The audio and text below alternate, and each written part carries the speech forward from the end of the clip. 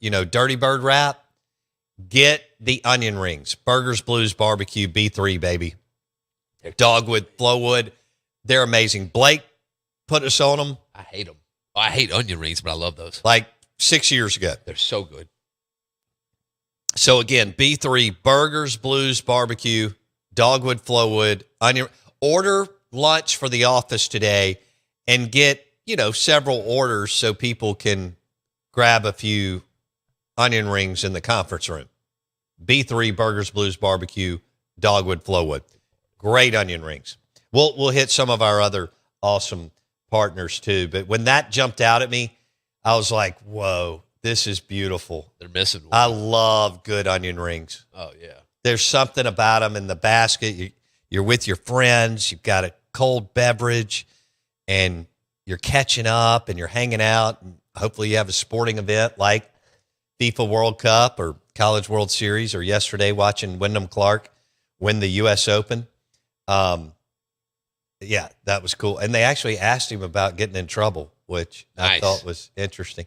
I mean, that's right up your alley. I mean, being disruptive or breaking something. Dude, it's part of it. Yeah. Part of winning. So it's also National Kissing Day. Nice. I was thinking we could, most famous kiss on TV. But yesterday, Wyndham Clark's girlfriend ran out on the green and they hugged and kissed. So you see that in sporting events too. Yeah, oh yeah. Coaches celebrating, players, whatever. Yeah, random fans. Random fans grab. I mean, there was, the one lady. In the 80s? Well, no. When Nick Saban got off the plane from Miami to Tuscaloosa. That's right. Colette. I mean, yeah, she was crazy.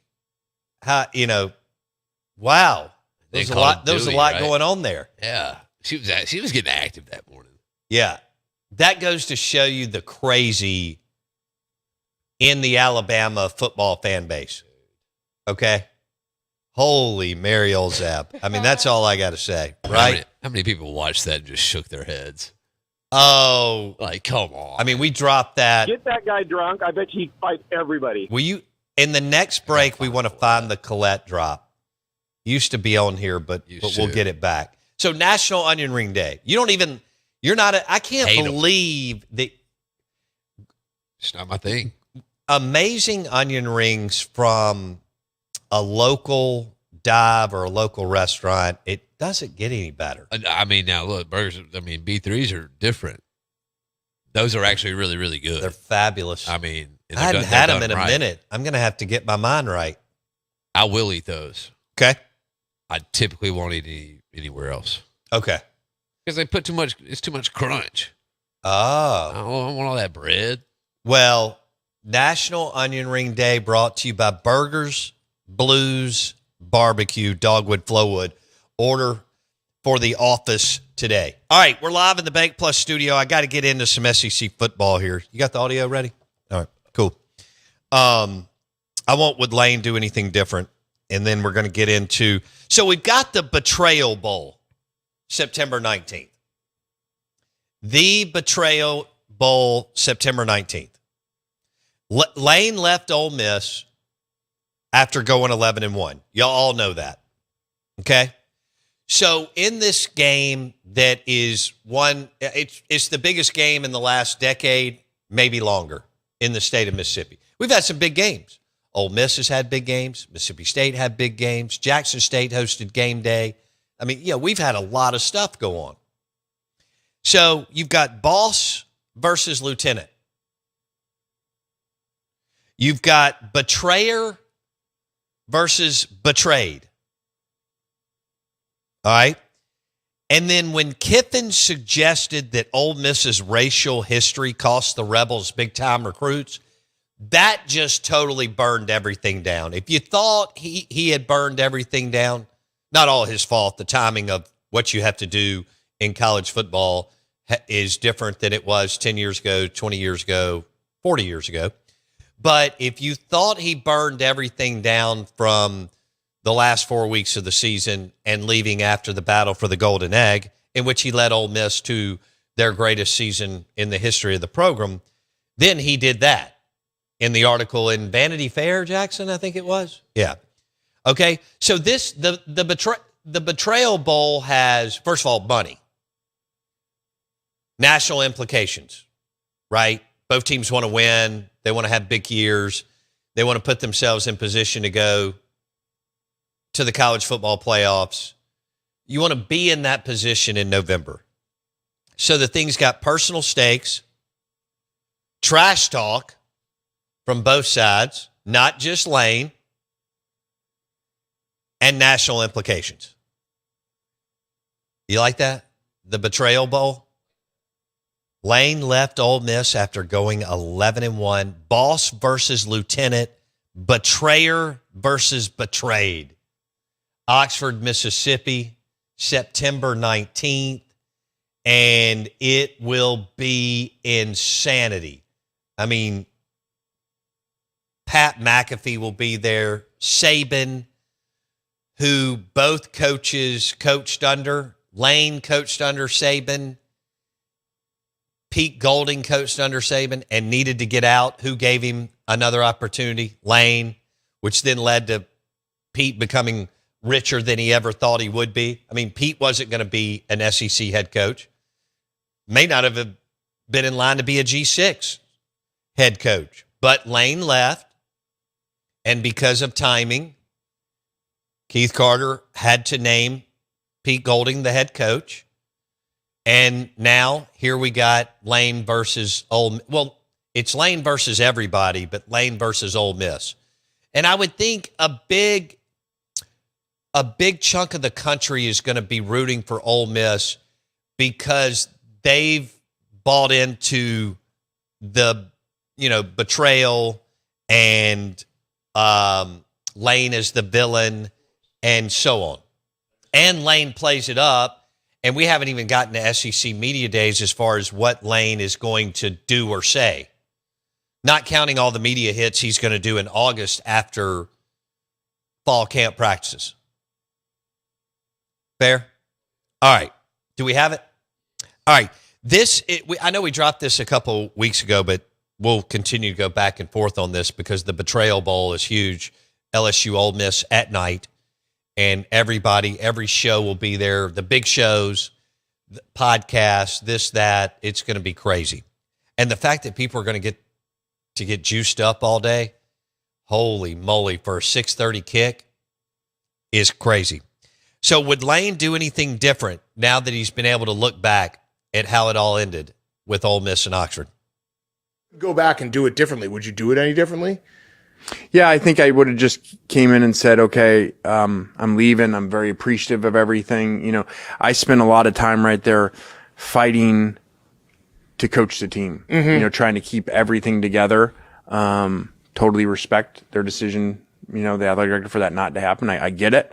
But I was trying so hard to keep that together. Like, hey, let us all coach. Let this whole thing, let's see if we can go win the whole thing. And so obviously that didn't happen that way, which then created a lot of it because that was the whole night and morning of that, and then what's going to happen, and then the team meeting moved back and all the things that went with it. And then you couldn't have a normal team meeting because at that time it had, gotten into all that, and then, naming of Golding of the head coach. And so, I mean, I don't know how much it would have saved. Right. Just going in and saying, instead of trying to say, hey, I really want to coach, hey, I'm not coaching, I'm taking the job, and appreciative. But I think you definitely would have had the airport scene and all that. And, but as tough as that is on so many parts on them, on me, on walking with a 12-year-old nephew that they're yelling at, all that stuff, that also speaks to the SEC. Oh, I mean, definitely. where else does that happen? Definitely. That the people that for 6 years loved you, wanted to build a statue, chant for you at the last game to stay, and then they hate you like that. Yeah. And then you land, whatever that is, probably 45-minute flight, and then you land here, and the people here that when we would play here were yelling at me, hating me, and saying everything I did was horrible. We love you. Yeah. That's also the beauty of the SEC. It really is. As much as some of you listening despise him, which I'm good either way, and some of you listening like him or think this is entertaining, he's right in that, as crazy as he is and brilliant, that's what makes the SEC what it is now we have the Betrayal Bowl. I mean, we have this insanity, betrayer versus betrayed. He's like, man, that's what makes this league He knows you don't get that when you had the Pac-12. Like Lane grew up in the Pac-8, Pac-10, and Pac-12. And, of course, he's more than familiar with the Big Ten and the ACC and the Big 12. But he understands once he got here and once he took the Tennessee job, nuts. And then once he went back and spent 3 seasons with Saban, this place is – they didn't – Southern Cal play in Cal Berkeley, Southern Cal play in Stanford, Southern Cal play in Washington, and Southern Cal play in Arizona State. Snooze fest.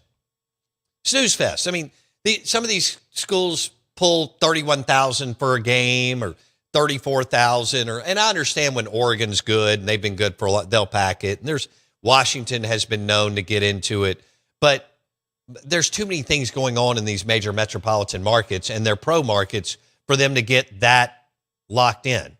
That's why they can get locked in Eugene, Oregon. That's kind of the outlier of what was the Pac-12. Lane goes to Tennessee. You remember the crazy game he had? What was it? Mount Cody blocked the kick, and Lane played Saban all the way to the end. It was like 9-6 or something. And then, of course, he has the whirlwind, comes back to Alabama, and he knows, hey, Ole Miss fans loved me, worshipped me. I mean, it was a cult-like thing for Lane. I mean, if you thought the Freeze love was cult-like, the Lane thing was off the chains. What? He was winning, and again, he was good-looking. I mean, he looked like someone who's walking out of the Citizen today in Alice Beach, and that means a lot to Ole Miss fans, okay? Perception. And so he was perfect, okay? And so he was loved, and then I'm talking about throwing the gauntlet down, the spear, whatever. He is despised and hated. And that's why we had the Betrayal Bowl. That's why we have boss versus lieutenant. The flip side of this is if Lane doesn't give Pete Golding the lifeline, this happens in coaching all the time. Hey, I need to get out. I know we know each other. I need to get out of here. It happens there are people trying to get out of college football programs right now that aren't winning. They know what's happening November 30th. Believe me, I've heard about it. I've seen it. I've been in the buildings. Everybody's looking for their next move. It's all driven by paranoia. It is. It is the most fascinating, bat blank crazy profession ever. But back to Lane threw it out there for Pete. Pete's in the ocean. There's this 300-foot wave coming to get. He's like, I got to get out of here. He gets him to Ole Miss. They have a really good partnership. Lane leaves, and Pete Golding becomes a multi-millionaire. Even if Pete lands on his face, he'll make $30 million. Falls on his face. He'll make $30 million. Think about that. Coaches are taking jobs because they're like, hell, if I get fired, I'll have already, for the 3-year stretch, I'll have already made 15 to 25 million. Then they'll pay me the 15 to 30 million buyout, and then I can kind of pick and choose. Eddie O. There's a bunch of them, right? Hugh Freeze. Freeze made tens of millions. It's all good. Yeah, simmer down. One of those has a championship. No doubt. Let me put some respect on that. National championship coach Ed Ogeron. Okay? Got a ring. Yeah. And now we get Sam Levitt versus Trinidad Chambliss. LSU has a stable of running backs. Kawan Lacey is celebrated as one of the best backs in the country. And we get the Betrayal Bowl in Oxford. Personal stakes, trash talk. Lane hasn't even scratched the surface on what he's going to say because he's just verbal diarrhea, right? Which is fine. It's content for days. Yeah, not to him. No. A lot of what he's doing is calculated. I do think sometimes he gets a little ahead of himself, but most of the time he knows exact.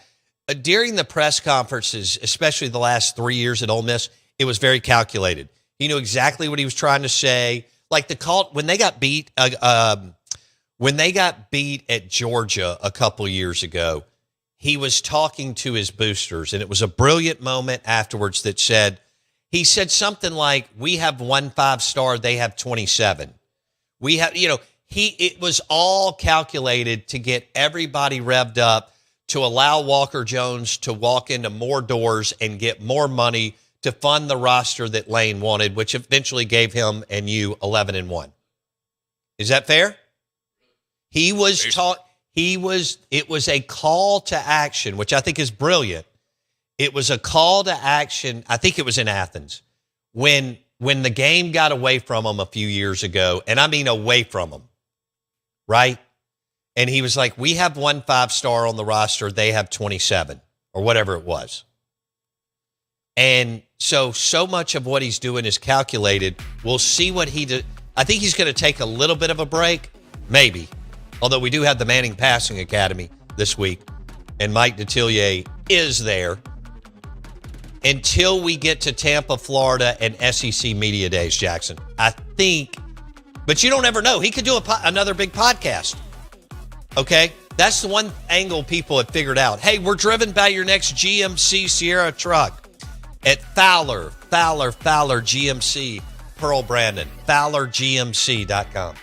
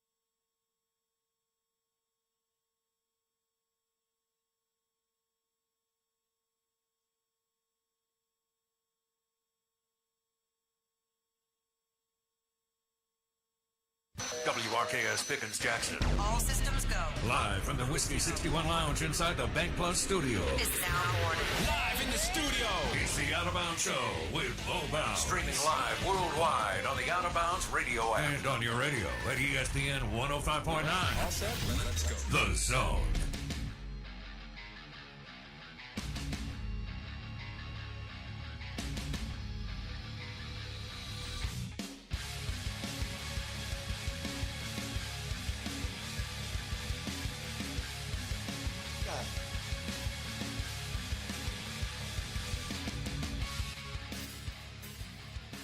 I'll believe in Auburn and love it.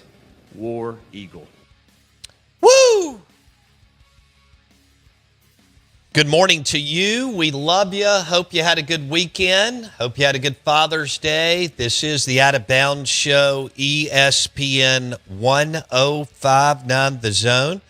Brought to you by the Bacon Appetizer and Racket Lamb. Kessler Prime and the Renaissance, KesslerPrime.com. To make a reservation, I'm your host, Bo Bounds. Don't forget that we're rolling right now on YouTube Live. YouTube Live, the channel Out of Bounds Sports on YouTube. Make us your office TV show and hang out with us. We're going to have to kick up some more bartending segments, even if it's me. You know, channeling my 21-year-old bartending expertise. Is that? Yeah. That's pretty good. I almost went on a cruise ship to be a bartender. Yeah. I mean, this was the same time I was bartending in college. But, I got right there and then didn't do it. I think I got a little freaked out about what would that have been like in the mid-90s. Being on a cruise ship or wherever I was going and bartending. That'd have been wild. Couple of different ways that you can get in touch with us. The Dancing Rabbit Golf text line is 601-885-3776. We appreciate those of you that have entered to possibly win the Pittsburgh Pirates player Jake Mangum signed baseball. He went 3 for 4 last night.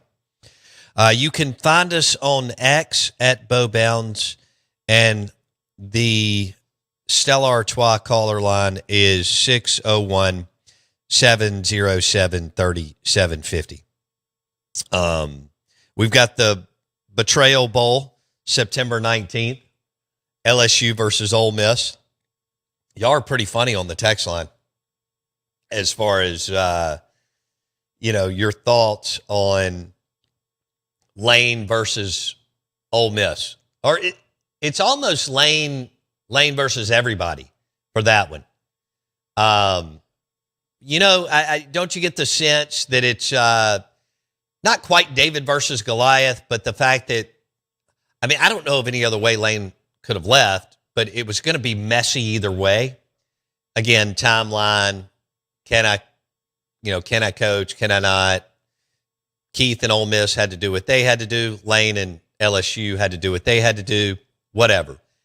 But I do think that it will probably be for the Betrayal Bowl, LSU and Ole Miss. I do think that it'll be beat up Lane week. I think, for the most part, right? It's an easy path to take. Oh yeah. And so we'll just kind of get a read on that. He has referenced talking to Saban,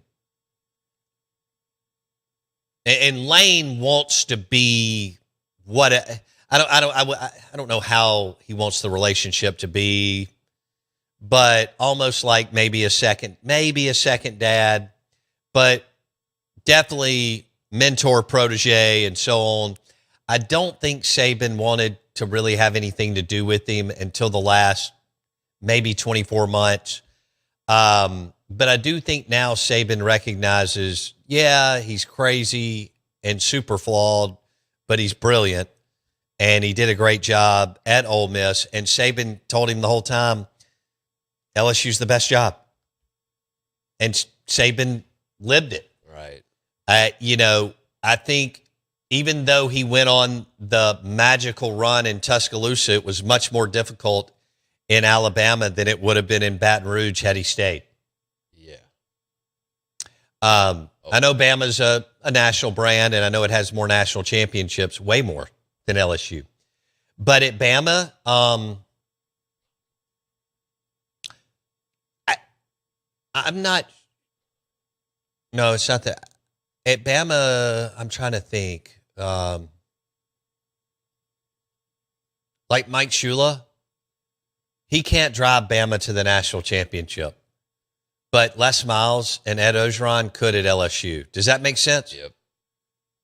I hope framing like I don't even know if Kalen DeBoer can win a national championship. He may can. I mean, they did go to the college football playoff and win a game last year, but we'll see. But Les Miles is not a really good head coach. But he played in 2 national championship games and won one at LSU. Ed Ogeron was 10-25 at Ole Miss.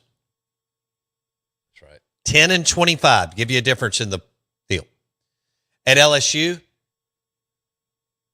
they went undefeated, and people have made a strong argument that it's the greatest team Ever. in the history of college football. Yeah.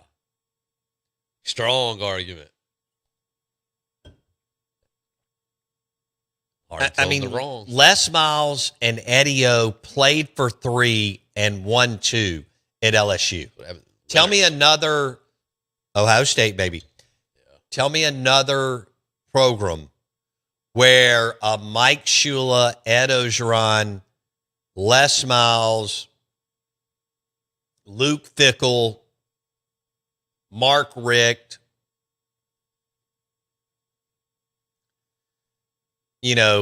tight level coach could win a national championship. Richt have won one at LSU. Where you had 3 different guys go to the national title game and win it in this century, and 2 of the 3 would not be considered good head coaches in Les Miles and Eddie O. That's how much talent Les Miles. I mean, they were atrocious considering who they are on offense. I mean, Les was determined to play 1958 football and, take the air out of the ball, not leverage his skill, talent, and so on, and yet they still won. Oh, my God. Left and right. They still won.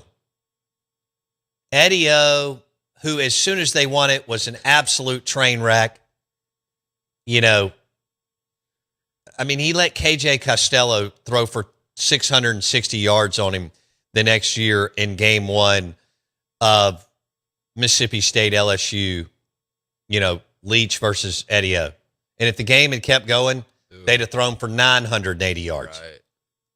Right. Is that his name? KJ Costello? Okay, I couldn't remember if I got it. Made him look like Peyton Manning.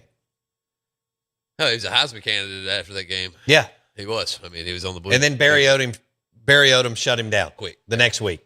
Just want to let you know that Les Miles was bought out of his contract for the first year at Kansas.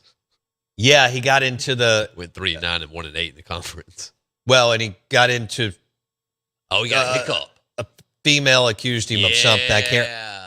It may have been during the Me Too. I can't remember everything. There's too many stories and scandals and all this stuff that we've been through over the last 23 years that we've covered. Yeah. Les. The Betrayal Bowl, September 19th, LSU at Ole Miss. But really, it's Lane versus everybody. And he doesn't give a damn. Great opportunity for Pete Golding.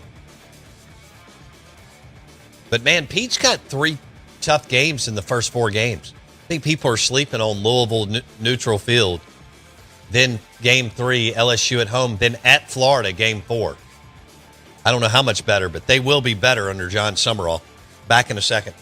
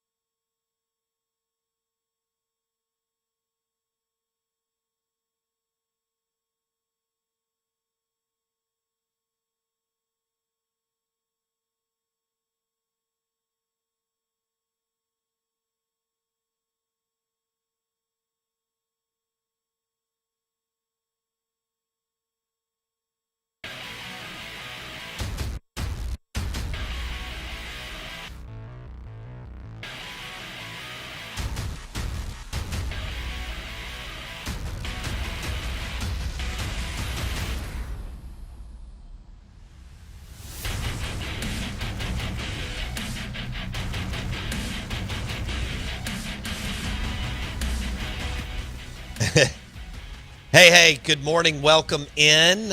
Hope you're doing well. You're all crazy. And it's SEC football season along with some NFL. We've done some really good NFL hits lately with Steve Palazzolo and Bartu. Before I get back into, I'm going to hit FIFA World Cup and what the Europeans think about America, which is great. What happened over the weekend? It's going to make a lot of the media here and over in Europe really, really mad because they want you to hate each other and hate America. But I'll get into that in just a second. But, one of the big storylines is Patrick Mahomes getting injured, tearing his ACL and MCL. And we know he'll be able to come back, but what are they going to look like? Can they find the magic that the Chiefs found for that 5 or 6 year run with Mahomes, Kelsey? I know some of these guys are not there and are there. Tyreek, of course, Andy Reid, best play. Bartu was on last week. Best play caller in this century in the NFL, Andy Reid. Look what he's done with Donovan McNabb, Alex Smith, Patrick Mahomes, multiple quarterbacks. All playoff appearances, right? And so how will that look as Kelsey staring at 35 and Mahomes is a little bit older all of a sudden? He was just a kid yesterday, and now he's been in the league a while, and he had an injury that he hasn't had. What will the Chiefs do? Will they bounce back?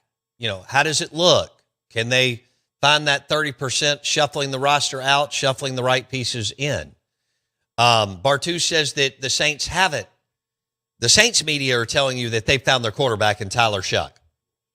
Bartu says you haven't.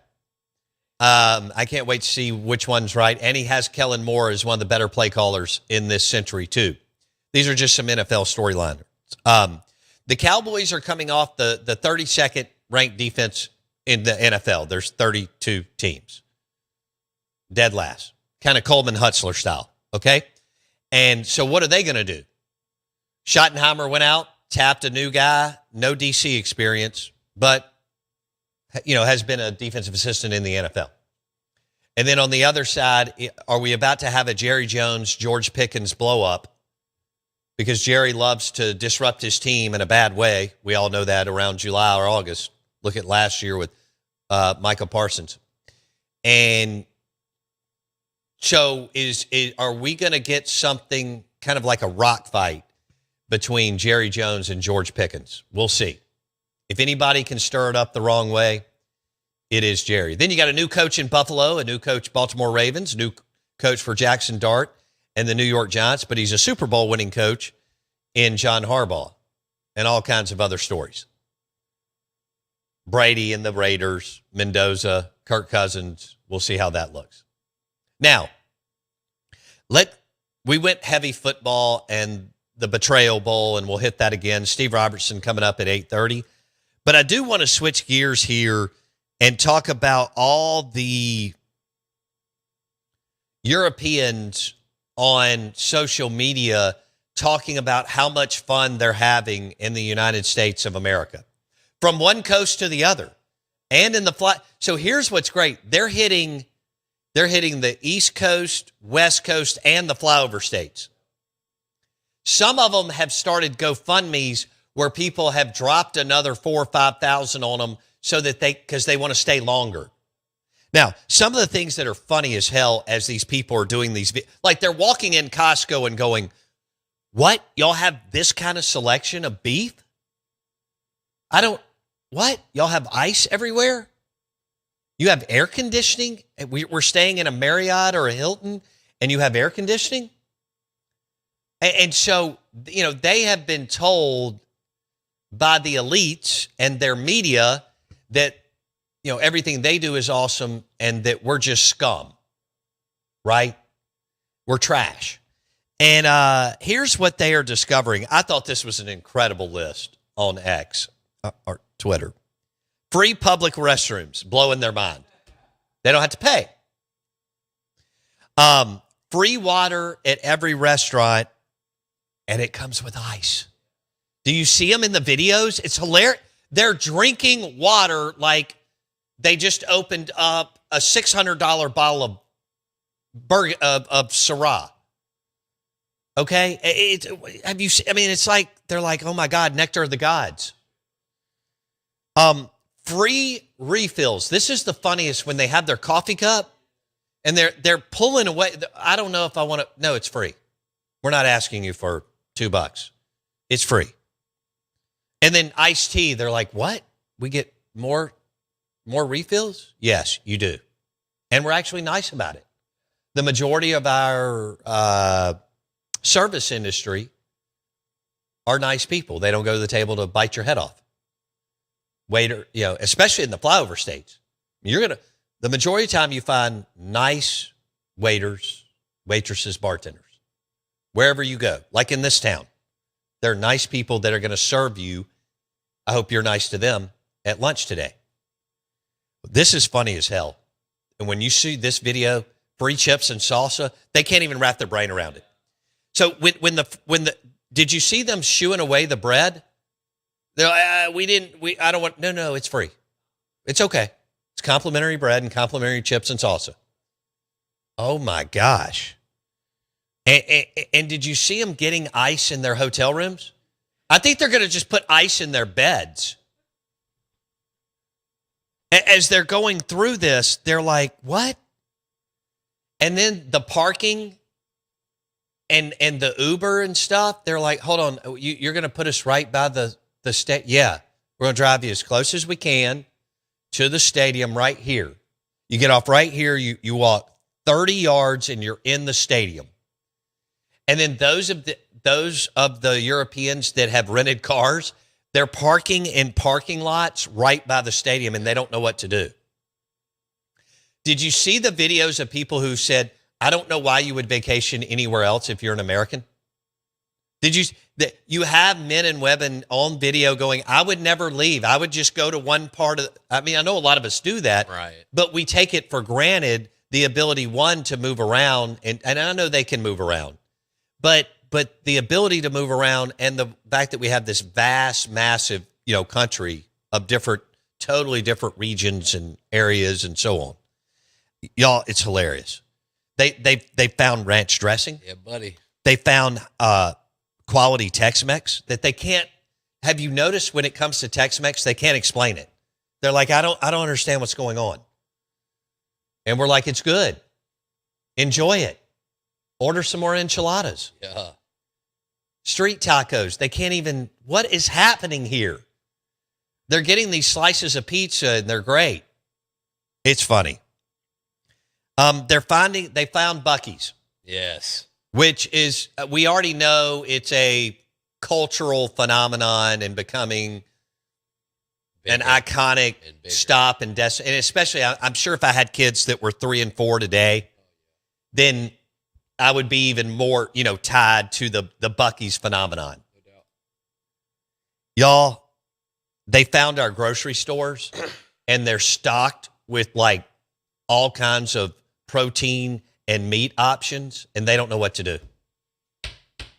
And they're going to go back to Europe, and the elites and the media are so freaking mad. And y'all, it is so entertaining.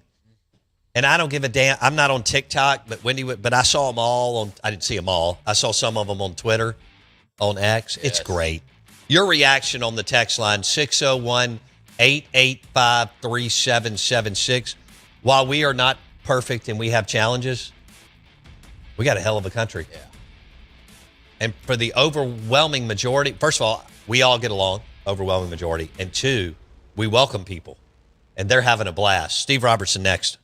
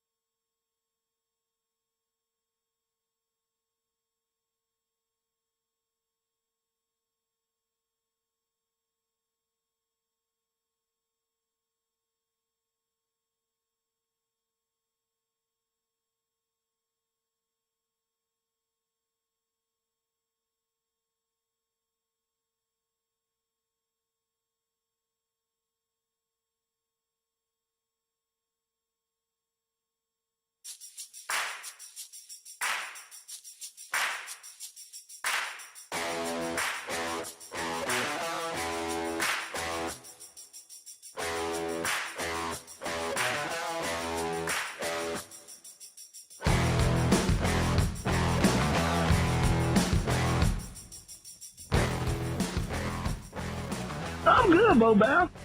Mm-hmm.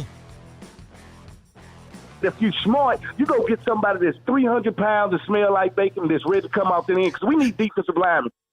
Out of Bounds, ESPN 1059 The Zone. We're powered by Farm Bureau Insurance. Go with the home team, as Jake Mangum likes to say, who went 3 for 4 last night with the Pittsburgh Pirates. Bundle your auto and home and save with your local Farm Bureau Insurance agent.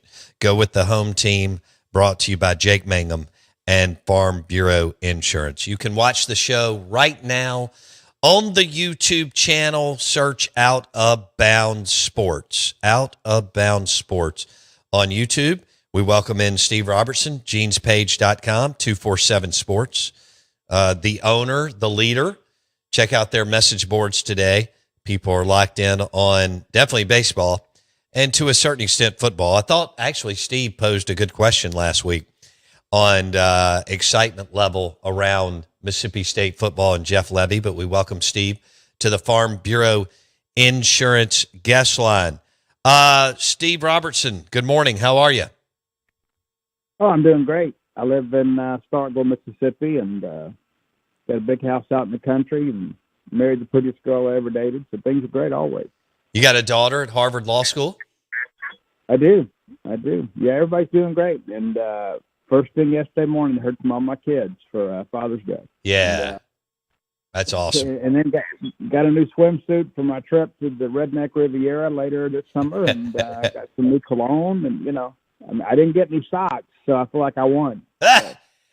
You did win. Good for you, man. All right, so new bathing. You do need some time off, man. You went to God knows how many baseball games and everything else going on.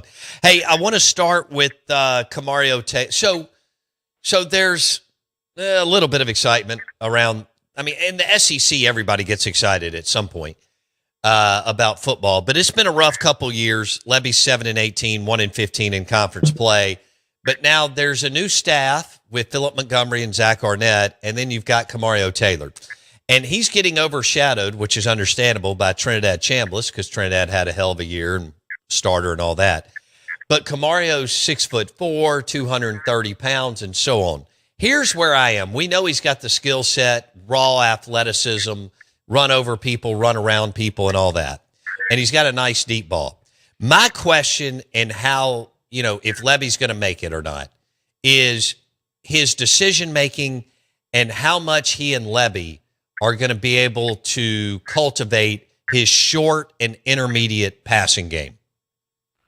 Do you agree with that, Steve? No, I think that's fair, because let's be honest about it. Especially in high school football, right? I mean, you just get by on athleticism. You put one of your best athletes behind center, and you just kind of hope for the best, right? And Camario is very much a playmaker, but a lot of times the passing game on a high school level is let me just throw it as far down the field as I can and hope my guy runs under it. So there's some nuance to this that you learned in college, and when you saw in his first extensive action against Arkansas, he goes out and he hits the big post route, and then the very next drive, all the short intermediate stuff was thrown like a fastball when you just kind of needed, a changeup. But that's what reps do for you. And you got a great coaching staff in that respect. And Jeff Levy's been around quarterbacks forever. And, what we saw in the spring, Camario looked good. He looked confident. Confidence has never been a problem, but I think he's just kind of accepted the mantle that this is his team, and everybody out there knows that it's his team. And, we had 16 official visitors over the weekend, and they all wanted to meet Camario Taylor. Sure. And that's a great thing, too, right? Because you want a guy with some magnetism that can bring other players in and help them become a unit. All right, you just hit on something. Camario Taylor is healthy. Didn't he undergo surgery in January? But I mean, he's healthy. He's ready to go, and that's also exciting for Mississippi State football, because don't you agree? It's going to take his wheels. It's going to take his legs to get to that number for Levy to extend his stay in Starkville, right, Steve? Well, yeah, and you want to put the linebackers in conflict, right? I mean, it's like you have to be honest, right? You can't just you go back and think about I'm not talking trash, but you think about, the drop eights that Will Rogers and those guys had to contend with, right? Well, you're not going to be able to do that against Camario because he'll say, I'll just take this 5 yards and be out of bounds right here. I'll just take that. We've talked about taking what the defense gives you. You're not going to be able to give Camario Taylor running room. So you're going to have to play those backers a little bit closer to the line of scrimmage, which in turn opens up those intermediate passing routes, those crossing routes between the safeties and behind the linebackers. And so, just his athleticism puts defenses in conflict. And so I think that's something that you mentioned. You're going to need the wheels because when things break down, and you saw that against Arkansas, you saw it against Ole Miss, right? And all of a sudden, he doesn't see what he likes, and there's room to run, and he gets out in the open field, and he puts the hit stick on you. Next thing you know, you're on SportsCenter. He's an incredible athlete, and they just got to be able to protect him. All right, you make a good point, Steve. You've got a mobile dual-threat quarterback for the first time in 6 years because you've gone through Will Rogers and Blake Shapen. So now, as you said, you can put a lot of pressure on the first and second level of the defense with Camario and his legs. Also, let's talk about this. How do you see it? I look at it like he can mask the deficiencies of the offensive line. If they can just be solid, because now you have a dual threat mobile QB, he can help that line look a little bit better. Yeah, I think so. And, you mentioned Trinidad earlier. I mean, let's be honest about Trinidad, right? The thing that makes him the most dangerous is not what he does within the framework of the offense. It's when he has to improvise, right? Like you go back in that game against Georgia in the playoffs. He should have been sacked for about a 25-yard loss, but instead he ends up moving the sticks, right? Camario has some of that same element. He can improvise when things break down, and that you can't prepare for that, right? It's like you may have the perfect play call defensively, and all of a sudden he makes a guy miss, some guy misses an assignment, and it's a touchdown, right? And that's a level of athleticism that State hasn't had behind center in a long time. And people would say, well, since Dak. Let me be honest with you. Camario Taylor is the better athlete than Dak Prescott was at this point in his career. He's got better size, got a bigger arm. And so, the potential is there for some big things. But I think you're right, though. It's all of a sudden Camario can maybe feel some heat out there and just kind of step up because he is a plus runner. He doesn't run like a quarterback. He runs like a wide receiver. Steve Robertson, genespage.com on the Out of Bounds show. Brutal schedule. Okay, so, game 2 and game 3 are going to tell you a lot. At Minnesota, PJ Fleck's been a head coach for a long time. At South Carolina, game 3, Shane Beamer's had some success, but he's definitely been a head coach longer than Levy. Do you think so? It's all on Arnett being able to improve the guy. I mean, he should be able to trip over improving the defense by 30 spots because Coleman Hutzler lived in the 100s in defensive scoring efficiency. So if Zach goes back to what he did at Mississippi State, Steve, when he was calling plays, for 3 years in a row, he finished between 70th and 75th in defensive scoring efficiency, which would be light years better than Coleman Hutzler. If Zach can do that, I don't think he's got Tyrus Wheat or Aaron Brule, but we'll see what's happening there. And Camario's wills are good enough to extend games and extend drives. Isn't that going to be the formula to see if Levy can get to 7? I think you've got it exactly right. And what's interesting, you mentioned the South Carolina game. We went up there in 23 and should have won the ball game, right? Couldn't get stops, and then Stone Blanton is around the ball, and they ruled that an interception, ruled it a fumble, and it's stupid. But anyway, some of the guys that were on that staff are back, right? And I had one of them mention to me last week on Thursday, I guess it was, that's the game from that year that sticks in the craw. That's when they let get away. Because offensively, it's probably the best that offense looked the entire year, right? In an SEC game. They couldn't stop Will. They couldn't stop Tulu. And but defensively, we couldn't get stops. And Leggett killed us, right? But I expect the Zach Arnett, Matt Brock brain trust to be ready to go for that ball game. And I'm glad that it's a day game, because as much as I want to be there and dance the sandstorm with everybody else and, wave my shirt around in the air and that kind of stuff. I mean, I think not playing that game at night is an advantage for Mississippi State. But if you could somehow get through the first 3 games 3-0, you feel really good about life. But, we said that last year. If State could open 4-0, you felt pretty good about them getting a 6, and they still weren't able to get there. And to your Coleman Hutzler point, I had this discussion with somebody in the industry that knows a lot more football than you and I do. Mississippi State got exposed against Arkansas, and everybody just kind of followed behind that, right? They said, would you just run off tackle? You don't have to do a lot of high-risk stuff against them. You're going to have to do some high-risk stuff against Zach Arnett. Right. No. Yeah, Arnett will make them better. I don't know how much better, but he'll make them better for sure. Coleman Hutzler, the worst defensive coordinator in the history of Mississippi State football, and that's saying something. Steve Robertson on the Farm Bureau Insurance guest line, genespage.com, 247-sports. Okay, Fluff Bothwell. Now, this kid can play, and I'm not just saying that like Steve Palazzolo, NFL guy we have on, loves him. But he got hurt. He was never the same, Steve. So now that Fluff doesn't have you don't have a statue at quarterback, and you've got Camario that can pull and go for 10 or 20 yards or more. What does that do for a healthy Fluff with a guy that's 6'4" and 230 pounds beside him that's the quarterback? Well, the zone read at Mississippi State has probably not been more potent than it will be with those two, right? Fluff is one of these downhill guys. You don't want to square up with that guy.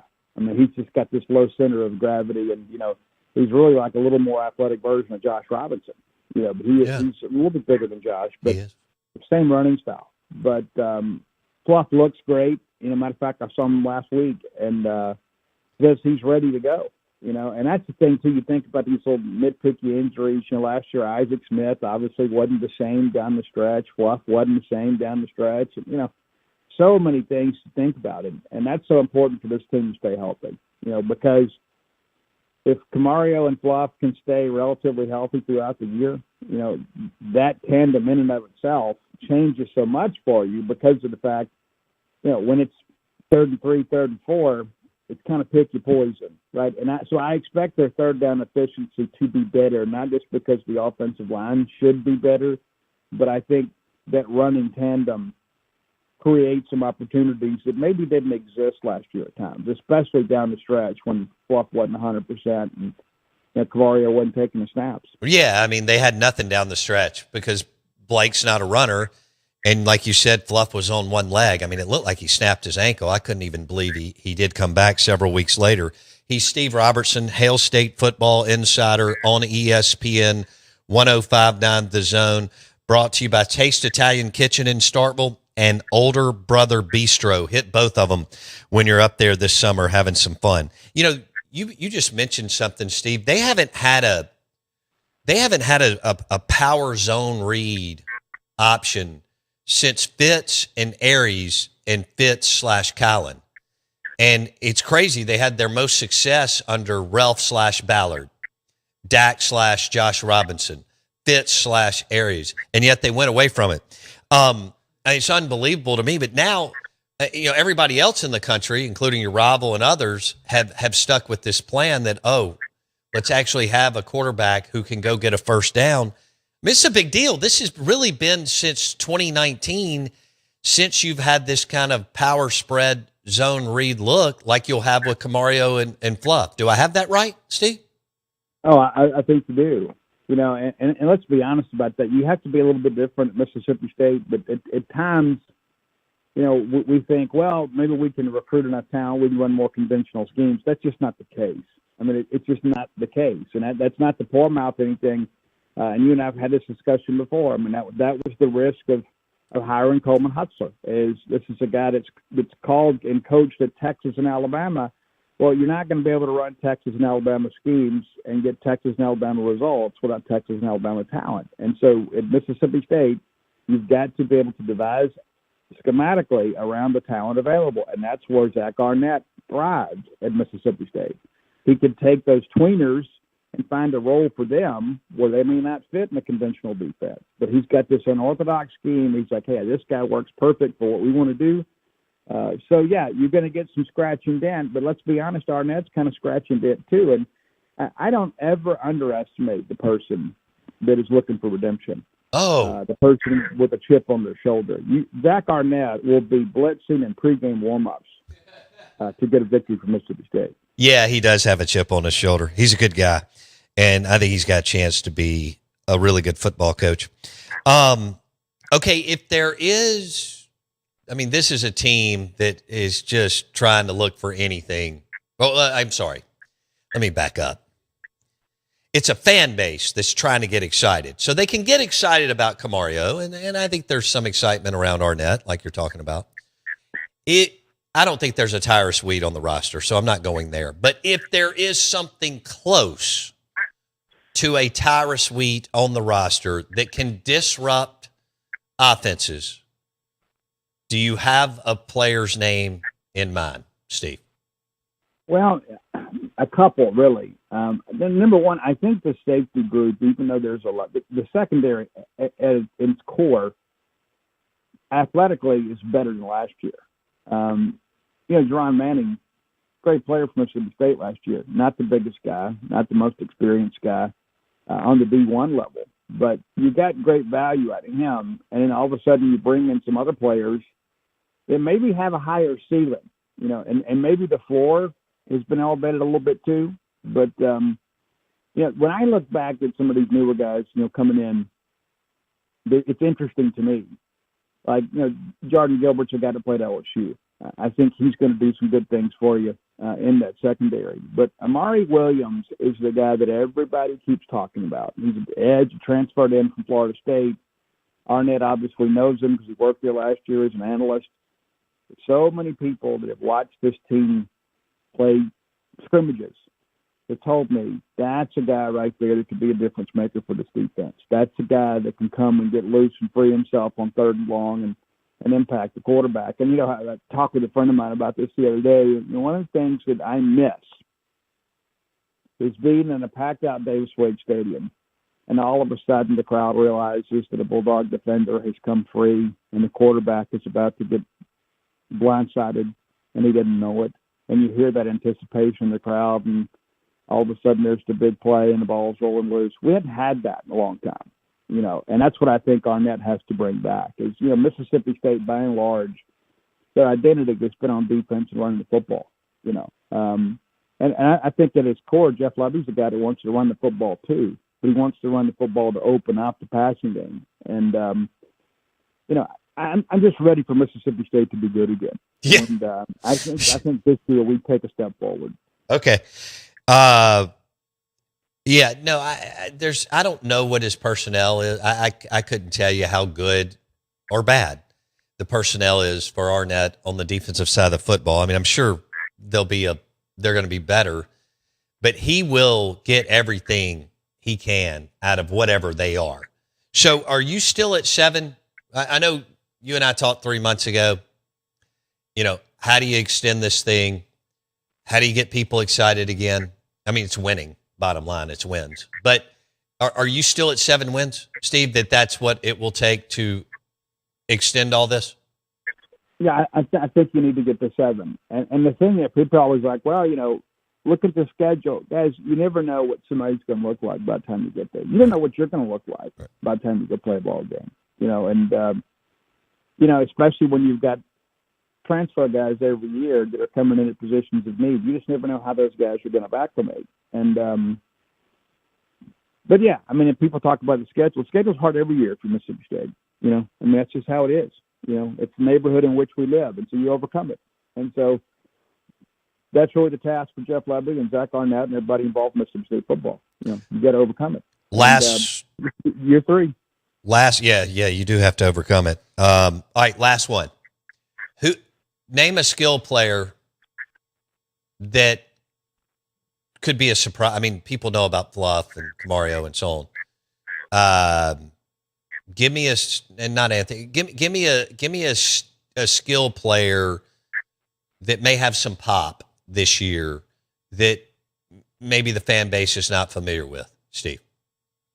Well, unless you followed it really closely, you know that Jeff Levy has kind of praised Colin Wilson, running back that actually played for Mark Hutz, but down at Gulf Shores High School, and he's not the biggest guy. But I'll tell you this: anybody that can beat this kid in a foot race deserves a gold medal. I mean, when he gets out in the open field, he's got some wiggle. He's not just a straight line runner. He is a little bit smaller guy, and I hate to keep having the Ole Miss correlations here, but he's a little bit like Derek McCluster. I mean, he's just one of those guys that if you get him in space, he can make the first guy miss, and then it's about whoever has the angle. And so that's an element with this offense that I don't think you've really had with Jeff Levy. You want to do the power running stuff with Fluff, but you bring in Colin Wilson, and you've got an opportunity to do some interesting things in the passing game. And you kind of get him the ball out on the edge and let him create. And so he's not Brandon Holloway, but he's probably as fast as Brandon Holloway. But I think he's just got a little more wiggle with him. And of course, there were things schematically that Brandon Holloway was asked to do that Colin Wilson won't be asked to do, like, run halfback dive on 3rd and 1. Good God. Right. But I think Colin Wilson, probably midway through the season, there'll be a lot of kids that'll want their picture made with Colin Wilson. I think he's got that kind of ability. We'll leave it there. Steve Robertson on the Out of Bounds show. I'm glad you got the new swimsuit. Do you want to answer the... What? I'm not sending any pictures. Jack's already asked. I'm not sending any pictures of me in the swimsuit. So okay. I'm not doing it. I get it. But what was the question? Real quick, what's the single greatest fast food item ever created? That's a great question. Are we not counting the soft serve cone? Right? Because when you go back decades. No, we're counting that. Yeah, maybe the soft serve cone, because that goes back generations, right? And you can still go like one of the things I loved, like when Dad lived in Canton, and you'd roll through Dairy Queen and you could get those dip cones, man. Like it was revolutionary at the time. No doubt. In the 1900s, so it was everything was brand new for us. I mean, because even like running down to North Park, it's felt like we were going to New York City. Right. It was a big deal. So. No, I know what you're saying. Dairy Queen and Ward's and some of those other spots that started that dip cone thing. Game on. Steve, we appreciate it. We'll talk soon, okay? See ya. Oh, man, everything's on the line this year. Can Jeff Levy turn this thing after a disappointing 2 seasons? He now has a dual threat. Here's an idea. He now has a dual threat quarterback and who's damn good. And Camario Taylor, who's 6'4", 230. Will that be enough to mask the deficiencies of the offensive line and make Fluff that much better?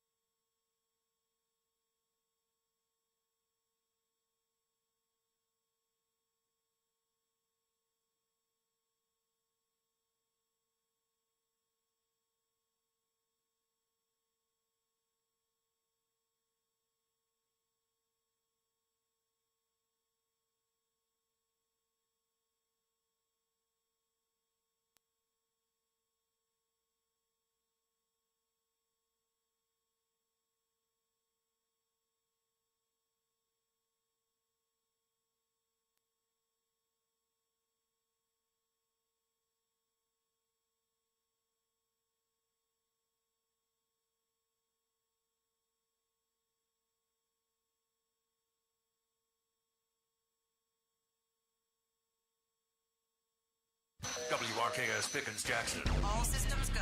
Live from the Whiskey 61 Lounge inside the Bank Plus studio. This is Out of Order. Live in the studio. It's the Out of Bounds Show with Bo Bounds. Streaming live worldwide on the Out of Bounds radio app. And on your radio at ESPN 105.9. All set? Let's go. The Zone.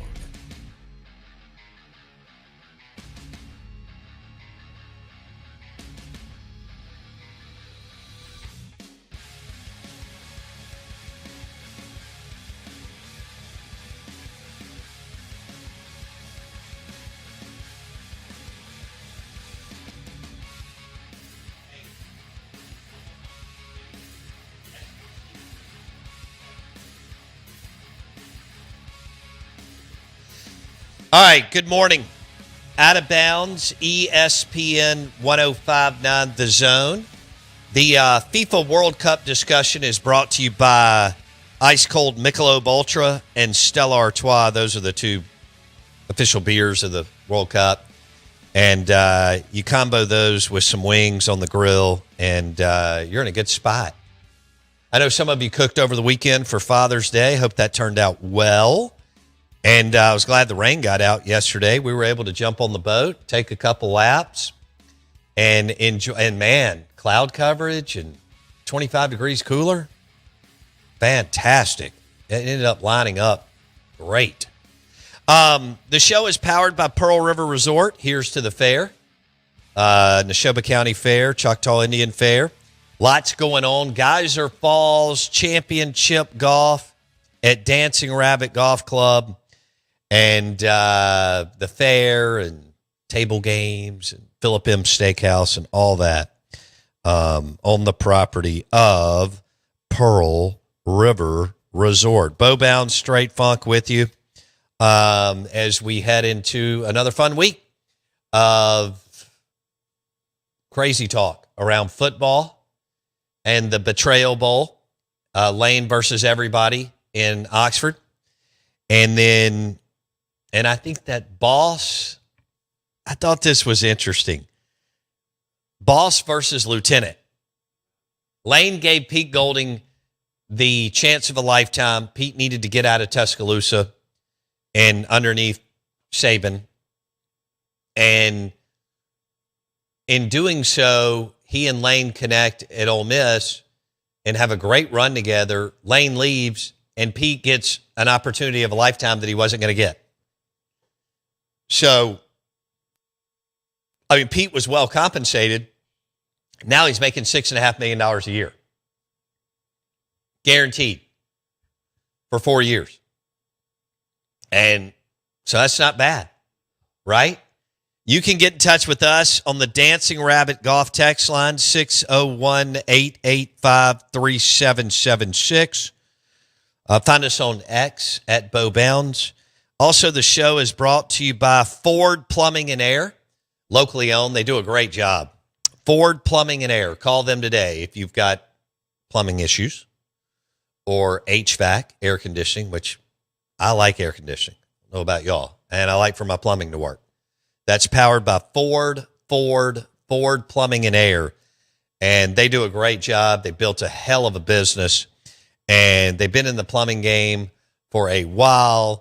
And started the HVAC division a few years ago. Call Ford Plumbing and Air today if you have plumbing or HVAC needs or challenges or just need a new this or that. Ford Plumbing and Air, right out of Ridgeland, Mississippi. Ford Plumbing and Air. All right. We did get a text when I was talking about the videos from the Europeans that they're blown away that they have air conditioning in their hotels and Airbnb. And they can't believe that they get ice with every drink. I mean, they're holding their ice water like it's the nectar of the gods. And they get free refills of iced tea with ice in it or refills of coffee. And they don't have to pay to go to the bathroom. So the videos are funny, and they're talking about how awesome America is, which our media here doesn't want to hear that, and the media over there in Europe doesn't want to hear that, okay? And so but they're coming over here and they're like, I'm having a blast. I want to stay. That's going to drive a lot of people crazy. But we had an unnamed texter said, Bo, you are so right. I lived in Europe for 3 years. Yes, it's clean and all that, but there's nothing like returning to the United States of America. I've had European friends visit here with us, and they react the same way as those you were talking about. I'm glad you're talking about this subject. Most of us do not know how great we have it here. Here's what's funny. Not only are they hitting the East Coast and West Coast, they're hitting the flyover states, which were the hottest thing. The flyover states are hotter now than the East and West Coast. But isn't it great? Like whether they're in Boston or LA or Texas or the Auburn game, whatever's going on, they're having a great time. And then they found Buc-ee's and they don't know what to do. And they found Tex-Mex and they really don't know what to do. And it's hilarious. They'll be doing a bit. We don't have to pay to go to this restroom. No. And then when you drop bread on the table and it's complimentary, they're like, what? And then the Tex-Mex or Mexican restaurants, they get chips and salsa and they can't even function. It's really funny. And all their Airbnbs have, like, they're in cold rooms. They're sleeping with air conditioning. Hey, it's not bad to have air conditioning and ice. The Out of Bounds Show is brought to you by Ford Plumbing and Air. Call them today if you have any kind of plumbing issues or needs or HVAC issues or needs. Powered by Ford Plumbing and Air. So you think they're going to take all of our amenities and take them home and, like amplify them? Well, I think that they will start to, it's kind of been an archaic way of, as much as cultured and refined as they think they are, and as they think we're a bunch of hicks and hayseeds. No doubt. To come into the country and see everything that we have to offer on the culinary side and as far as accommodations with ice and air conditioning and things like that, and not having to pay to go to a bathroom. Pretty funny. Like, they're going into hotel lobbies and they're nice. I mean, I don't mean you have to go to the Ritz. Right. They're going into hotel lobbies and they're like, this bathroom's nice and it's cold and I don't have to pay. Right. This Airbnb that 6 of us rented that's really nice, it's cold and they have ice in the ice maker. Crazy. And we have a refrigerator. Like, we can store things. It's beautiful and wonderful, and I do think that it will change. Oh, yeah. You will have several generations, and they're going to go back. This is really going to tick the European media off. They're going to go back, and when they go eat and break bread with their friends and family, they're going to share their experiences of the United States of America. Wow. And it's going to be positive. Yeah. One, we get along. Right. They want you to think that we do not, which is not the case. Right. I don't care if you're liberal, conservative, or whatever the hell you claim to be. You don't know. But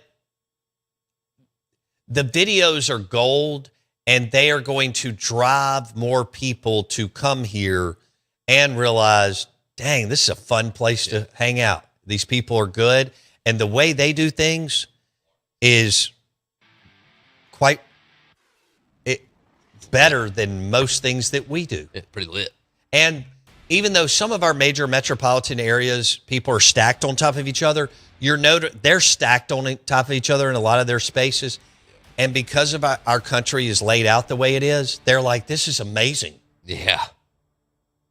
But I love it when they say you don't need to go anywhere to vacation. And they're right. We are the Out of Bounds Show. We're brought to you by Ford Plumbing and Air. Call them today if you have any plumbing need or HVAC air conditioning. Ford Plumbing and Air. Based out of Ridgeland, but they do business all over central Mississippi. This is 105.9 The Zone, ESPN.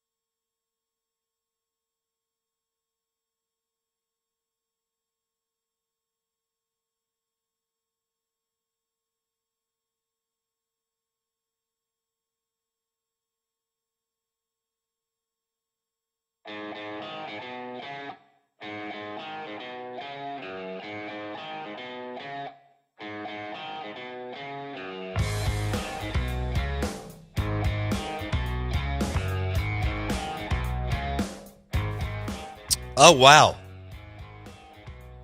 I'm good, Bo Bow. Me too. Good morning to you. We love you. Out of bounds, ESPN 1059 The Zone. It's Blake Scott's birthday. Nice. Happy birthday to you. Church basketball player of the year. Church basketball player of the year, Blake Scott. Happy birthday. Blake was with us for several years, and Winner. you got to give him a shout out. He's a winner. Blake Scott, happy birthday. He's also getting married. Nice. Dang. So, I mean, there's a lot of crazy stuff going on, but he's engaged. And I sent him a congratulations a couple of months ago. No, I saw him at Duty Noble. But I also congratulated him via text, but I did get to catch up with him at one of the games. I don't remember which one, but he was out there hanging out and in the left field lounge, and it was good to see him. Blake Mania. All three of us should go to dinner. Tell him I said anytime he's ready. Okay. All right. I'm trying to think. We can do that sooner than later. I just don't want to. I'm not playing him in basketball because I'm not getting stalled. Yeah, he plays stall ball. Stall ball. Yeah. And that's what Jason Price, who was also producer on the show, when their teams played, I guess Blake and them were up a few points, and they stalled for I don't know how long. I don't even know what, 10, 15 minutes or whatever. Got to get a dub. Which I thought was phenomenal. Got to get a dub. The big storylines this summer, as you know, the Betrayal Bowl, September 19th, doesn't get any better. Lane versus everybody, right, including Ole Miss. And Lane versus Golding. Leavitt versus Trinidad. Baton Rouge versus Oxford. That guy that got hit in the outfield that went to jail. The Corn LSU dogs guy, and chandeliers. they're going to be in there. What else? Let's see. There will be so many. Crawfish etouffee versus fried catfish. What else? We could keep going. Right. I'm sorry. Yeah, I interrupted you. What were you saying? I have no idea.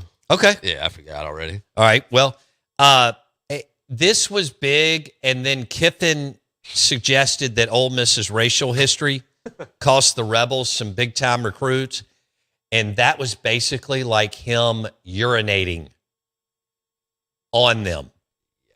That's what happened. It was contentious, and it was volatile, and there was already hate brewing and bowling and baking and grilling. There's going to be a lot of hate on the grill. Oh, yeah. Right, on Friday and Saturday in Oxford. But when he did that, and then Eddie O followed up with saying, yeah, that happened. Yeah, right. And Eddie O joined Kiffin's staff, and they both were head coaches there. Oh, this is personal. So this is personal stakes, the Betrayal Bowl, LSU Ole Miss. It's trash talk. Lane's not done, and neither is the Ole Miss side. No. And then then people want to win. Yeah. I mean, both teams want to have one more point than the other team. It's going to be about a 10 o'clock finish at night under the lights. Vaught Hemingway. You won't be able to move. They will cram 64,000 plus in there. The tickets are outrageous.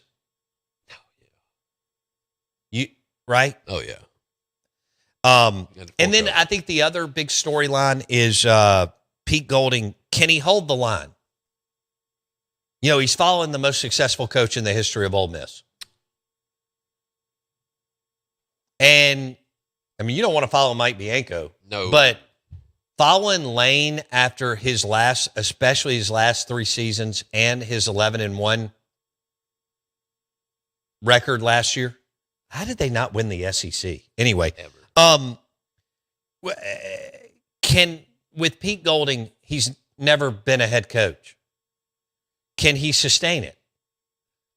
And Pete catches it on a year where you add a conference game, where Lane actually acknowledged last month, hey, we took advantage of an easy schedule.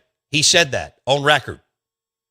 I remember Ole Miss fans didn't like how I was talking about how Ole Miss drew one of the easiest schedules you could ever draw the last 2 years in the SEC. Bartu added on that Kiffin pulled the easiest 4-year composite schedule in modern era for Ole Miss coaches. Can he sustain it? What does that look like? Because I've got Ole Miss, like their ceiling's 9-3 for me this year, but they could very well end 8-4, and that's still a good year, adding a 9th conference game, and you actually have a non-con Power 4 game that could be challenging in Louisville. The last 2 years, you played Washington State, you were 100 times better, and Wake Forest, you were 100 times better, okay? I mean, way, way, way more athletic. I mean, y'all watched Washington State run out on the field. It looked, I mean, you were like, is that Wofford? It was a good game for a while. Yeah. And it was for somehow, I guess, because Ole Miss was sleepwalking and it was like Super Bowl for Washington State. It was closer for a while than you thought. Golding has to prove he's a head coach, not just a caretaker. Okay? Yeah, he does. I mean, yeah. And it's going to be a tremendous challenge.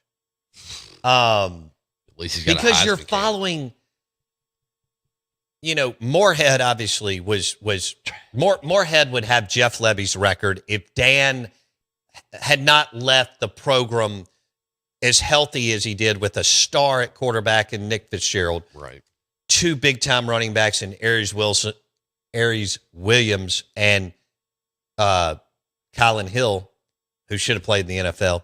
Elton Jenkins, who's made millions, you know, and then the 3 guys, really more than that, on defense. But Jeffrey Simmons, who just got paid an absolute fortune, Montez Sweat, Jonathan Abram, among others. You know, Moorhead would have gone something like 7-18, 1-15 in league play. But the question for Pete Golding is, he has to prove, can he prove that he's a head coach and not just a caretaker? And then the third one, so 1 is the Betrayal Bowl, 2 is Golding, and can he hold the line? And 3 is, this is Jeff Levy's last stand in Starkville. Can he turn this thing? Now, he's got winnable games at home. Missouri, Auburn, and Vanderbilt. You can't, I know he's got some brutal games. Brutal away games. At Ole Miss, at Texas, you know, at brutal. At LSU. I mean, you're not winning those games. Okay. But he has winnable games against Auburn at home, Missouri at home, and Vandy at home. And Vandy's going to take a step back without Diego Pavia. They are. Yeah. It's okay. It was they bottled 2 years of magnificent. I mean, they didn't just beat Bama. They tore Bama a new one 2 years ago in Nashville. Just ran right in my lifetime. I've never watched Vanderbilt run through Alabama like they're West Georgia. I mean, it was like they were roast beef steak. Wow. Shots fired. But yeah, he's got some winnable games, but man, the margin for error is. And look, at Minnesota, you've spent $15 million more than they have on their roster. And good God, you should be, I mean, Kamario Taylor and Fluff and Isaac Smith, those kind of athletes are more athletic than Minnesota. Now, how big and tough and Midwest and corn-fed is Minnesota in the line of scrimmage? And P.J. Fleck has 10 years of head coaching experience on Jeff Levy. So I don't know, you know, your roster's more expensive, you spent more, you're more athletic, you should be faster. But is Minnesota going to be more tough as hell in the line of scrimmage, if that makes sense? I'm finally going to drop this Lane Kiffin audio on the other side because I've been bothering Jackson Meadows for 45 minutes.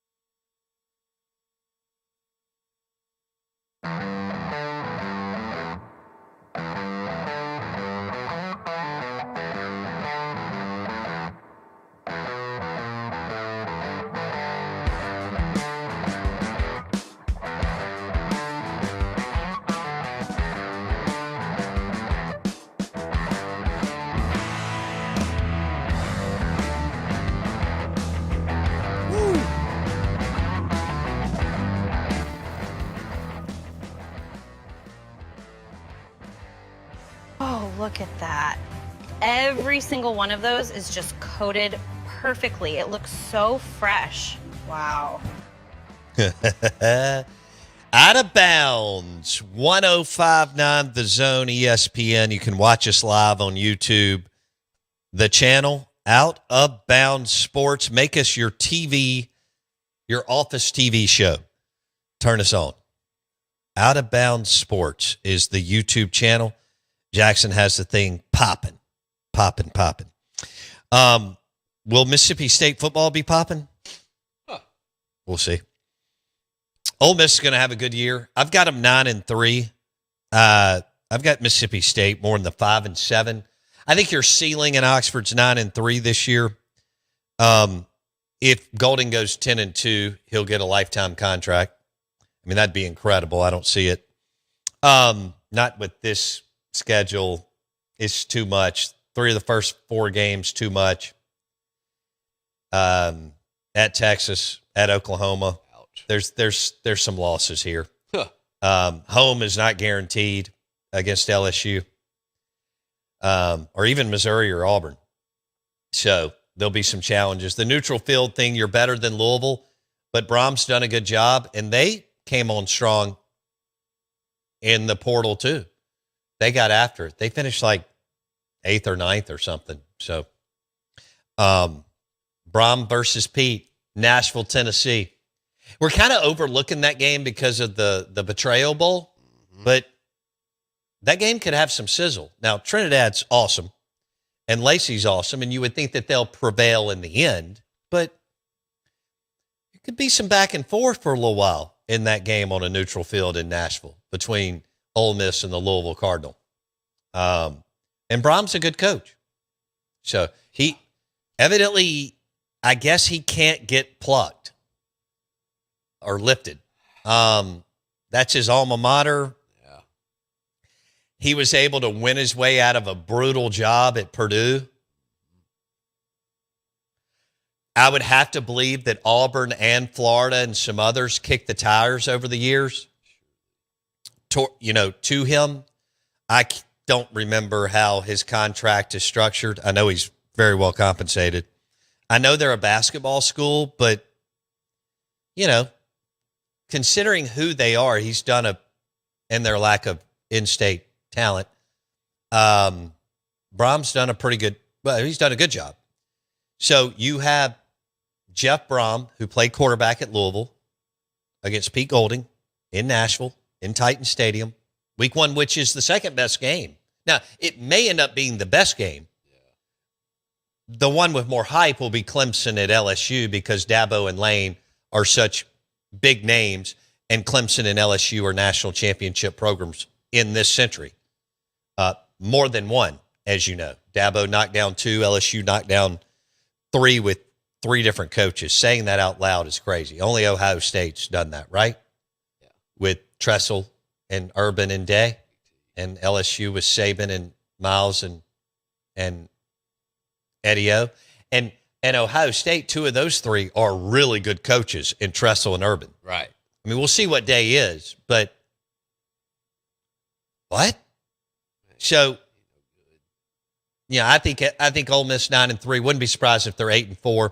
The floor, I think, is 7-5, even if Pete struggles because of Trinidad and Lacey being so good. When you have Trinidad, again, he can mask you getting up and, you don't have Lane as an offensive play caller or a head coach anymore. And you now have John David Baker, who solid plus, but far, far, far, far from Lane. Huh. Right. So, and he's only got 2 years of play calling experience at East Carolina. And then Mississippi State, I would think the floor is 4-8. Why? And the ceiling is 6-6. Okay. There. That's probably fair. Yeah. Floor is 4-8. Again, another tough schedule. Ole Miss has another tough schedule, but winnable games at home.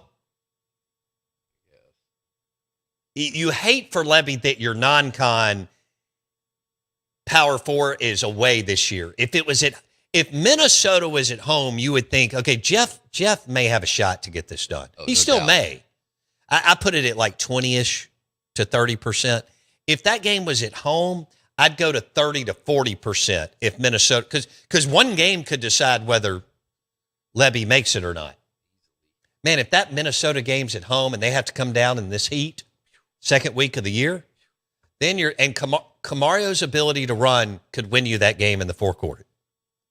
Camario's ability, you haven't had anybody that could extend the play or the chains since Nick Fitzgerald. I know Schrader played for 5 minutes and he would have been great, but he only played 1 year as a true freshman. And it was spot Tommy Stevens played, that whole thing. Oh, my God. Garrett Schrader would have been one of the best quarterbacks to play in this state, but, Moorhead, and then Leach's guys wouldn't consider him, which was as much as I love Mike and he did a good job, they made him, he and his offensive staff made a mistake. They went and got KJ Costello. Y'all know the rest is history. Schrader would have been so much better than anything they had during the Leach tenure. He goes to Syracuse, who doesn't care and doesn't know that they have a football program. Kind of like Derek and Georgia Bulldogs baseball and Alabama Crimson Tide baseball.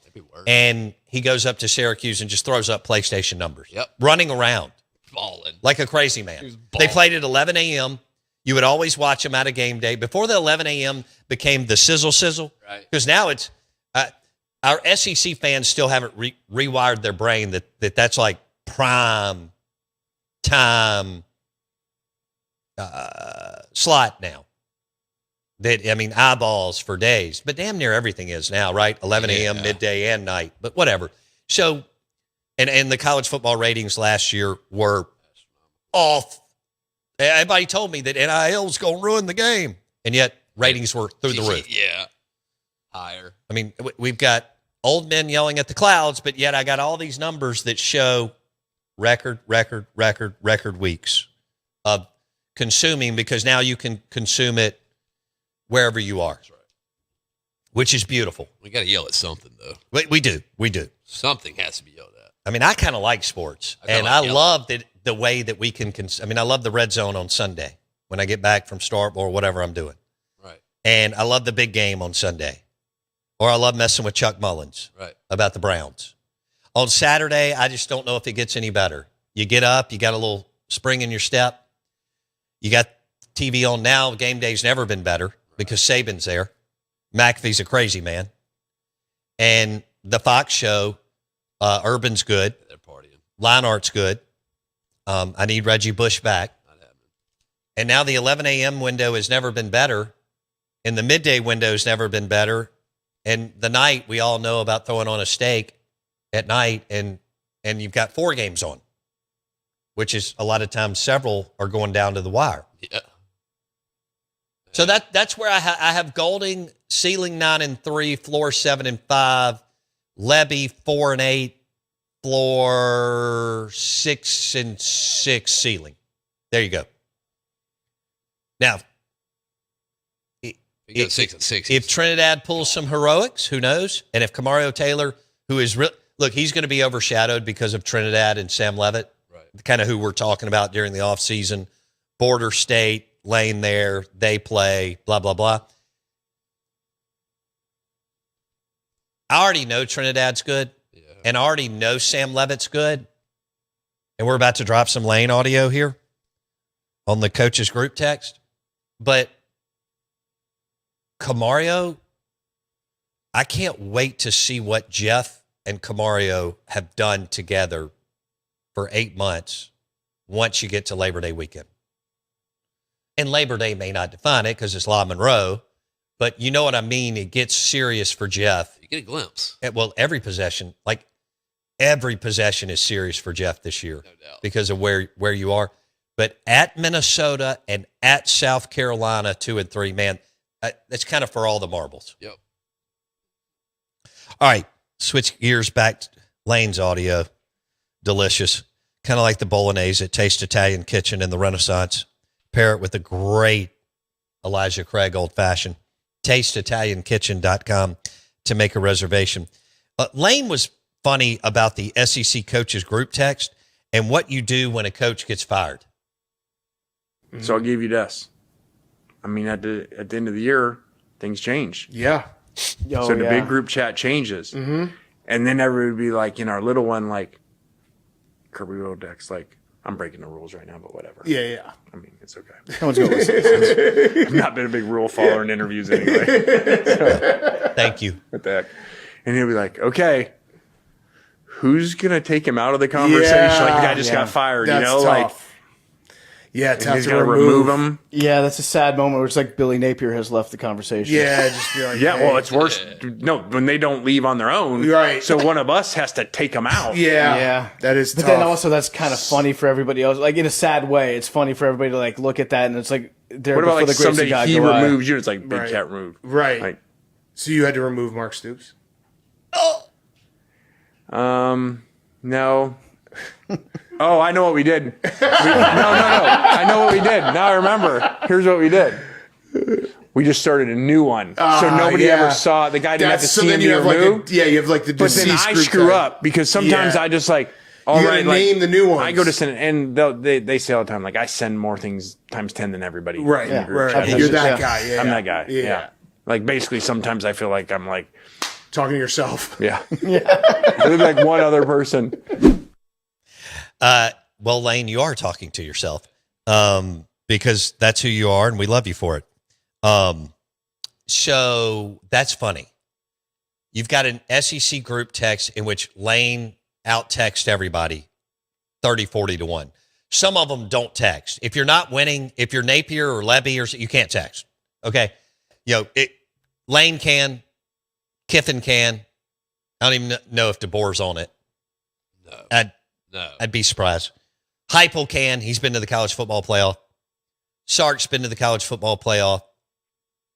I mean, at least Beamer dropped a 9-win season. Solid. Okay? Got a little respect. Or did they win 10? Not whatever. I know they dropped 9, and Lenore Sellers has been there for 8 years. Right. You think Trinidad Chambliss has played a lot of college football up in Michigan and at Ole Miss? Lenore is, you feel like he's been there forever. Anyway, the point is, can you imagine? They're side texting, he and Kirby. How do we get Stu? Let's just start a new one. But you know how you do, and then you type it in, and then you bring everybody back in because you typed in the wrong one? No doubt. And so you had to, you had to take out Stoops. You had to take out Napier. I don't think Brian Kelly was in it, but if he was, gone. Hugh Freeze, gone. Yeah, I mean, you had some movement here. Yeah. And Sam Pittman, I don't know if Sam was in it, gone. Somebody's got to delegate the guy that kicks the people out. I know. Well, Kiffin runs the whole thing. No doubt. Because, again, he basically acknowledged, look, I'm the obnoxious one that right. He's basically like, I don't have any friends. So this is what I do. I text and tweet. Like Kirby's got buddies. At the lake house in Georgia, he's got a crew that he went to high school and college with. They're like, I'm talking about cold beer, steaks on the grill. Yeah. That's not Lane Kiffin.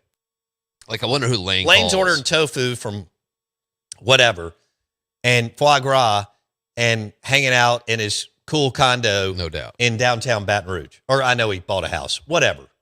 When you go home for the holidays, you usually go, like, see people that you grew up with type deal. Yeah. Like, I wonder, A, if Lane goes home for any holidays or where that would be. And then I wonder if he goes to see any friends. Well, we talked about how he was like a military kid because Monty moved 900 times. Right. So there is no home. There is no. Like wherever he's at is currently home, right? Yeah, and that's why never. That's why Oxford, he was never staying. No. That was not home. It was a pullover for him. Right. And it worked for him and it worked for Ole Miss. It's a job. And at Alabama, he was the offensive coordinator. Give me the 20 pullovers and 20 golf shirts you give everybody. Okay. And LSU's the same way. And even though he did say he was going to win a national championship on the Honey Badgers podcast last week. Now, he did not timestamp that. Some people took that on social media and said that he did. He did not. No, he did not. They ran with that. He didn't timestamp it. He just said, while we're here, I don't know how long it's going to take. We're going to win a national title. I agree with him. I think they are. Yeah, I mean, it's certainly primed to. You got everything you need. You're going to have everything you want. Oh. They're going to give him everything. Well, first of all, He already you does. have talent in your backyard. Well, yeah. So when you start there, everything else, you're the only game in town and you have that much talent in your back. I've said this before. You start off with 15 to 18 players in a class every year. You cannot multiply that over 4 years. I know you don't keep everybody now, but LSU is a program that can retain the majority of their players. Hell, even teams that are losing or not near as good as Ole Miss or Georgia the last few years are doing a pretty good job of retaining their players. Andre from Jackson on the Dancing Rabbit Golf text line. MSU 8-4. They gave away 3 games last year. Well, that's not. Okay, now that's really optimistic, and I like it. But he's not wrong. Because I get that there's not a lot of optimism in the Mississippi State fan base for the football program. So let's look at that. You were up 17 points on Texas. Almost 3 touchdowns. 1 more points, 3 touchdowns. You were up 3 scores on Texas, gave the game away. Yeah. Snapped the ball with 22 seconds left on the play clock several times. Crazy. 1 first down, you went, all that. You were up 9 points in the fourth quarter on Tennessee. You were up 2 possessions, a touchdown and a field goal on Tennessee in the fourth quarter. Okay? You lost. And there was some questionable coaching decisions in that game too. You had an opportunity for just about a chip shot field goal against Florida, and you decided to, calling another play made sense, but you didn't run it, you threw it, they intercepted it, and you lost the game. So I think it's a great point. In close games, what will Levy's record be? Talking about 1-score games? Yeah. Double-digit ball games here? So you were up 17, lost. Yeah, that's tough. Up 9. That ain't even a close game. Lost. No, up 17 is not That's close. not close. So, 9, yeah, okay, I'll give it. That's still 2 possessions. It is. Kick 1 field goal in either game, and you're good. Yeah, 9's a lot.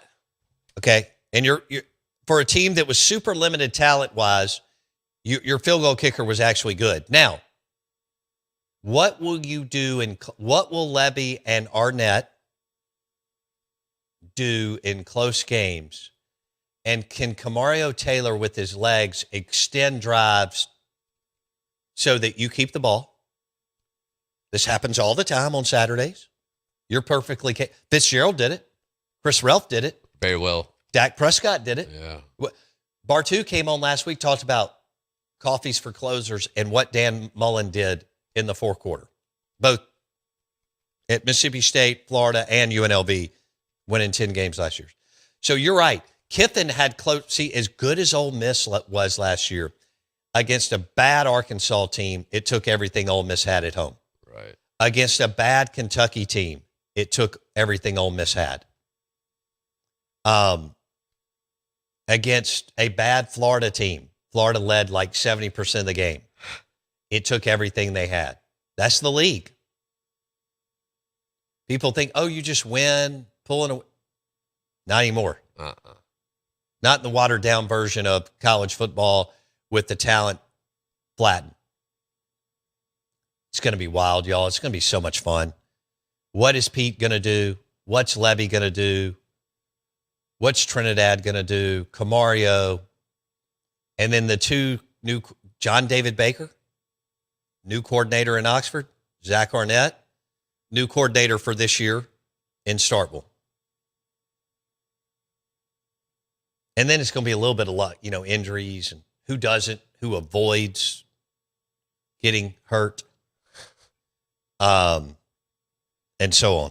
Man, I wish there were odds on whether he'd retain his job or not. Levy? I think it would be, I don't know, what are the first one? What are some first numbers that come to your mind? Like odds for him to not retain his job? Yeah. It's pretty pretty stout. Yeah. It's going to be like minus 500, minus 600. I think you're right. I mean, Yeah. I don't see any way around that. Yeah. Yeah. I mean, just look at what Vegas has them projected at, right? What is the over under? Is it 4.5? 4.5 wins. If Vegas has you pinned right there, they definitely don't expect. I wouldn't feel comfortable going over on that. I think that Levy can get to 5 or 6 with Camario and Arnett, but and Ole Miss is 7.5. Correct. Ooh, maybe 8.5. Hold on. Huh. Mr. DX says, no way my favorite Eagle Scout would play stall ball. He's talking about Blake Scott. Oh, yeah. On his birthday. Happy birthday to Blake Scott. I'm going to have to buy him lunch. Yeah. At Martin's in Livingston. Nice. Or somewhere. I mean, yeah, of course. Let's see. Did you get that? Freaking stall ball. I'm waiting. This one's definitely not right. Somebody sent me a picture of the Buc-ee's bathroom. Really? Yes. Does it look clean? Rebel Greg said, I was at Buc-ee's last week, cleanest bathroom around, and he took a picture. Oh, my God. Of the stall. Yes. Nice. The urinal. Well, I mean, it's not the urinal, the potty. Oh, I mean, that's, yeah. It is clean. Well, they get paid to clean that thing. Switching gears for our listeners, if you're just joining us, we were talking about all the Europeans going crazy over clean bathrooms, air conditioning, ice in their drinks, complimentary bread, complimentary chips and salsa, and the fact that people get along here and that they really enjoy it and realize how cool this place is. The European media has got to be irate. Plus our East and West Coast media that wants you to be splintered and fractured and hate each other. Rebel Greg, this is a first. I don't know that we've ever been sent a commode. Oh. I mean, I don't know. I don't know that anyone has ever sent us a picture of that. What? I don't think so. Ole Miss win total is 7.5. However, it's highly favored. You're gonna have to put down $1.72 just to win 100. Okay. So they got the heavy favorite on there. Yeah, I got them 9-3, 8-4. No doubt. Like the The floor is 7-5. The ceiling's 9-3. In Starkville, the floor is 4-8. The ceiling is 6-6.